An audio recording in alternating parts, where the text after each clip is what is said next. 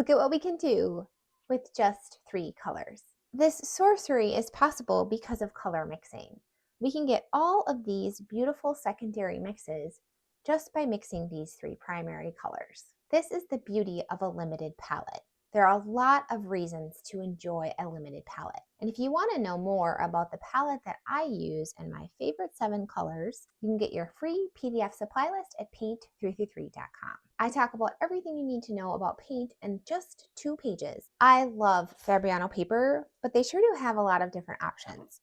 And from what I've tested, all of these, this one, and the one we're using today, this one, are the same. They're all 25% cotton. They're all cold pressed. They're all 140 pound. So if there is a difference among them, I don't know what it is. I use this paper all the time, and it just so happens to be a great option for beginners or anybody who might be on a budget but still wants to paint on really nice paper. And you can just see how you still achieve granulation. We were layering, we have pigmented edges, we pulled color, we glazed, beautiful color mixing happening on the paper, splattering, scraping. And although we didn't even do it on this painting, it says it has outstanding lifting and scrubbing abilities. Let's paint. I like to do a system that I call the 3-step process.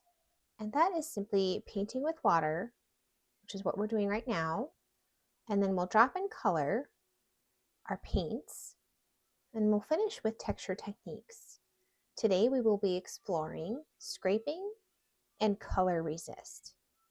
I'm starting the first step of the process by painting with water on the leaves, stem, and the top ball part of the flower. I'm going to get a nice heavy mix of our azo yellow and drop that in everywhere we painted with water.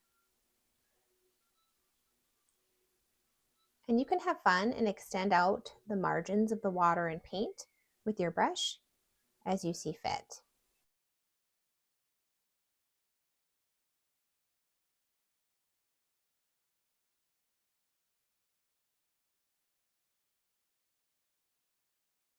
While that yellow is still wet, I'm going to grab a heavy mix of ultramarine blue. And when I say heavy mix, I mean a lot of paint compared to water. The ratio of paint on your brush is mostly paint with enough water to make it runny enough to paint with, but there's a lot of paint in your brush. Then I like to kind of swipe the brush along the edge of the palette so that my brush isn't saturated with paint and water. I'm going to drop this blue at the bottom of the ball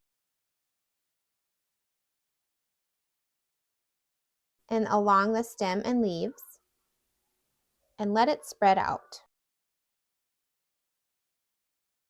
I'm going to get a clean brush with just water on it and help those 2 colors mix together.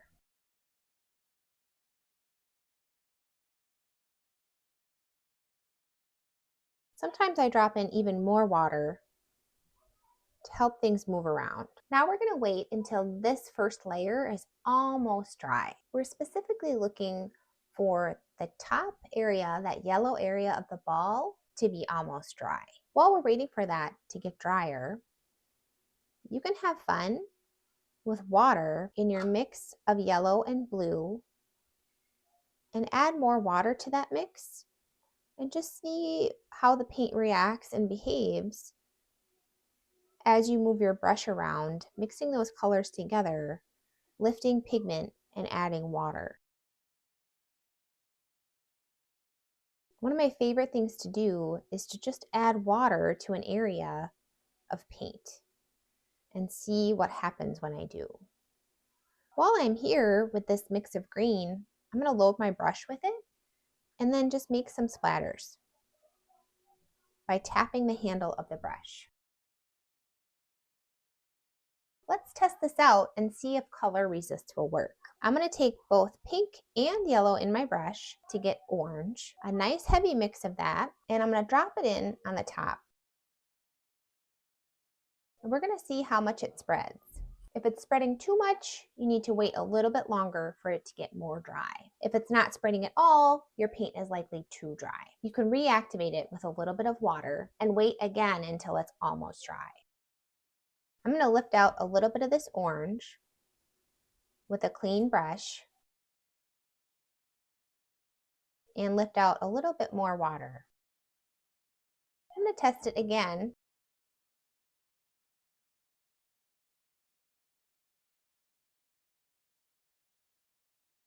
And I'm going to try to follow along with the reference photo, putting these orange pieces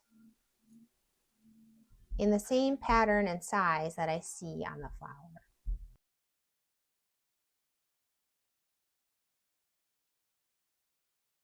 I'm going to grab another clean brush, water only, and I blot it on my towel so that it'll pick up wherever I put it. And I'm going to pick up a little bit of this extra orange that has spread a little too much.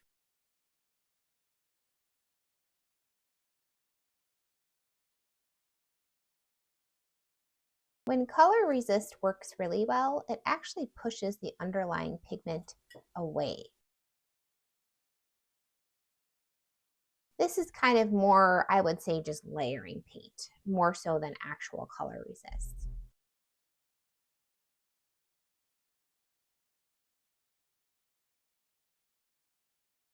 I'm putting more near the dark side, which will be this left side of the painting. More of that orange, kind of layering it over where I had already put those dots of orange.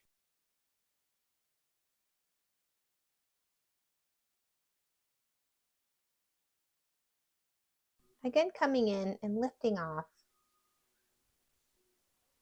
a little bit between these orange shapes.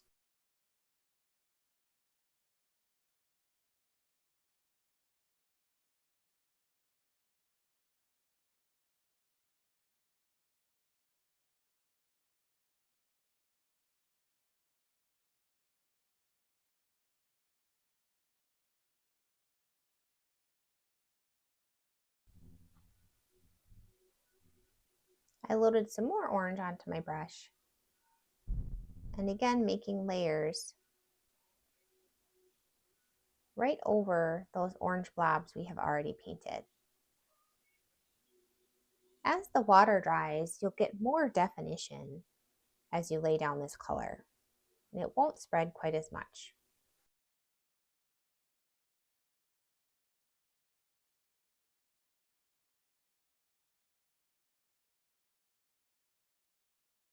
Dropping in a little bit of water right in the center, I'm going to let that push out some of that pigment. Just create a little bit more interest in this area of the flower. We're going to do the same thing for the petals, painting with water, dropping in color, and finishing with some texture techniques. Now, if your ball of the flower and your leaves are still wet, and you touch those areas with your water brush, they will bleed into the petals. But I think that can look really, really cool. I'm going to come in with our pink, a nice heavy mix of that pink, and start near the top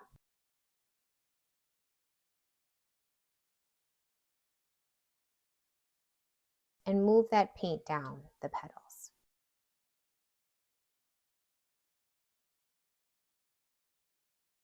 And you can see I am definitely painting each petal shape individually. And you can add more water as you go towards the light side, the right side of the painting, to make it a less intense pink. Even adding some water here and lifting some pigment off with my brush. And I'm also kind of helping this pigment spread around the paper. The paper that you're using and the paint that you're using will affect how much your paint spreads.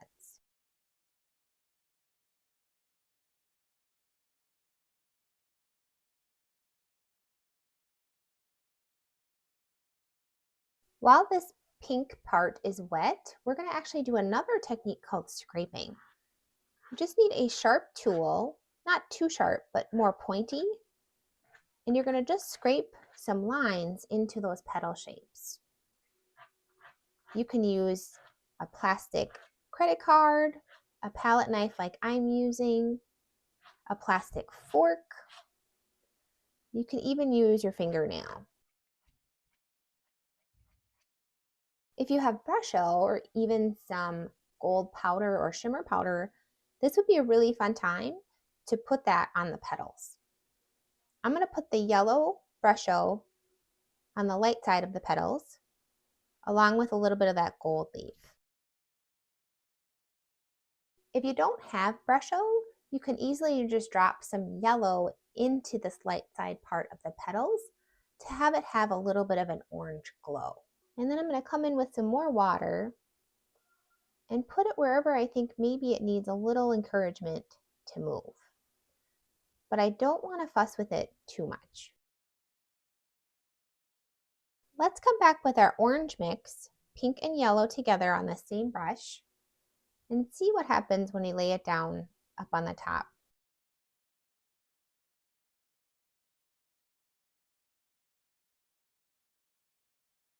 You can see it's spreading much less. I'm actually going to put a little bit of blue on this brush too, and it'll give us a darker mix, almost brown, and we can kind of create a little bit of shadow on this dark side. And then I'm going to just kind of dabble my brush towards the bottom and let this blue-brown drift into the petals and create some shadow along the bottom ball part of the flower.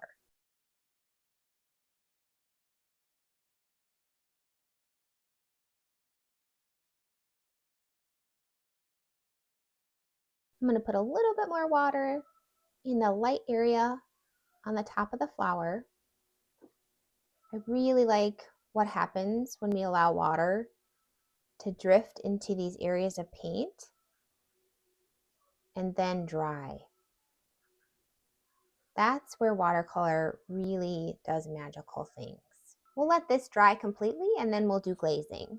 And if you have some bigger pools of water, you can lift those out lightly with a Kleenex so that they'll dry a little bit faster. But it can be really fun to give it the time to dry on its own and create some blooming effects. So let's see what happens when we do that. This is very close to being fully dry. So we're going to go ahead and glaze, which is just adding another layer of paint on top of a layer of paint that has already dried. We're going to glaze plain yellow on the light side of the flower. So let's start with the stem. I have a nice heavy mix of yellow here, and I'm just going to put it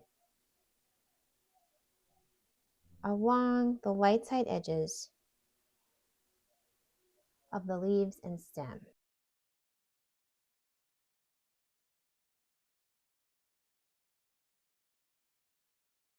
We can do the same thing along the petals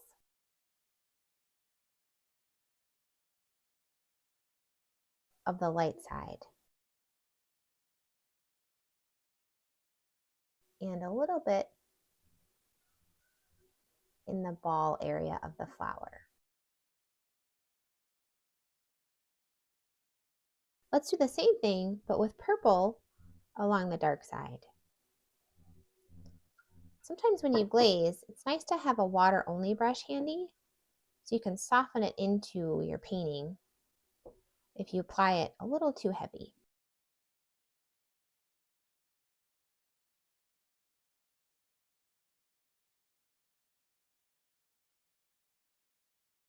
And this purple mix is a little bit more watery.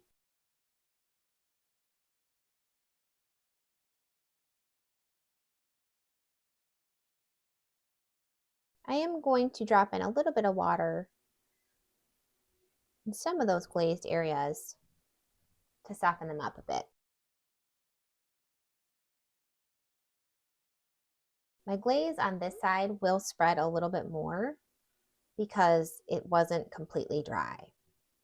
But if you have a little bit more patience than me, this should work a lot better.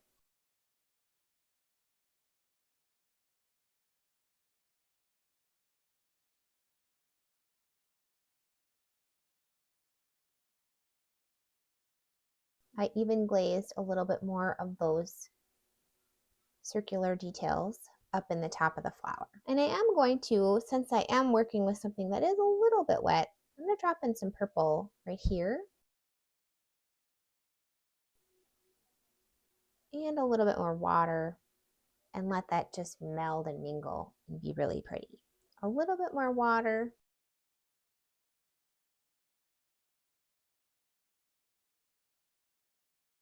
Technically what we did over here isn't quite glazing because it was so wet, but it ended up looking a little bit more abstract and really pretty, I think.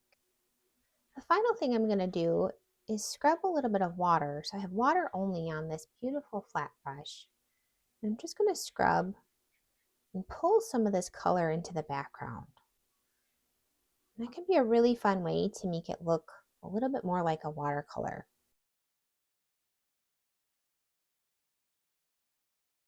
I'm going to pick up a little bit more of our purple, and then I'm going to just splatter, tapping the handle of a brush with a heavy mix of purple, a little bit more purple on the dark side.